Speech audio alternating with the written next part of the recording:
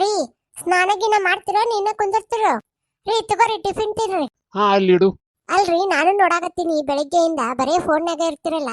Phone ಬಿಟ್ಟು ಬೇರೆ ಏನೂ ಇಲ್ಲ ನಿಮ್ ಕೆಲಸ? ಅಯ್ಯ ನೀನು ನೋಡಲ್ಲ ಫೋನ್? 2 ತಾಸು ನಂತರ ಏನೇ ಫೋನ್ ನೋಡ್ಕೊಂತ ನಿಂತೆಲ್ಲ ಮಧ್ಯಾಹ್ನ ಅಡ್ಗೆ ಮಾಡ್ಬೇಕು ಅನ್ನೋದು ಐತೇನಿಲ್ಲ? ಕಸ ನೋಡಲ್ಲ ಹಂಗ ಇಟ್ಟಿಯಲ್ಲ, ಬರ್ಬೀಡು ಹಂಗ ಇಟ್ಟಿಯಲ್ಲ, ಮಾಡ್ಬೇಕಿಲ್ಲ ಎಲ್ಲ? ಅಲ್ಲ ಈಗ ತಾನೇ ನೀವೇ ಹೇಳಿದ್ರಲ್ಲ ನೀನು ಫೋನ್ ನೋಡ್ಕೊಂತ ಕುಂದ್ರಂತೆ, ಮತ್ ನಾನು ನೋಡ್ಕೊಂತ ಕುಂತೀನಿ. ಓ ಈಗ ಫೋನ್ ನೋಡಿದ ಪ್ರಾಬ್ಲಮ್ ಅಲ್ಲ, ಆಯ್ತು ತಗೋ ಫೋನ್ ತೆಗೆದಿಡ್ತೀನಿ, ನೀನು ತೆಗೆದಿಡು.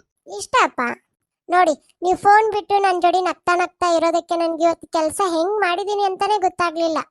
ಹೌದು ಕಣೆ, ಇಷ್ಟ ದಿನ ನಾನು ಮೊಬೈಲ್ ಹಿಡ್ಕೊಂಡು ಕುಂದಿರ್ತಾ ಇದ್ದೆ, ನೀನು ಒಂದು ದಿನ ಮೊಬೈಲ್ ಹಿಡ್ಕೊಂಡು ಕುಂತಿದ್ದಕ್ಕೆ ಎಷ್ಟೊಂಡ ಕೆಲಸ ಉಳಿದಿದೆ ಅಂತ ನನಗೂ ಅನಿಸ್ಬಿಡ್ತು ನೋಡು. ಅವಾಗ್ಲೇನೆ ನನಗೂ ಗೊತ್ತಾಗಿರೋದು.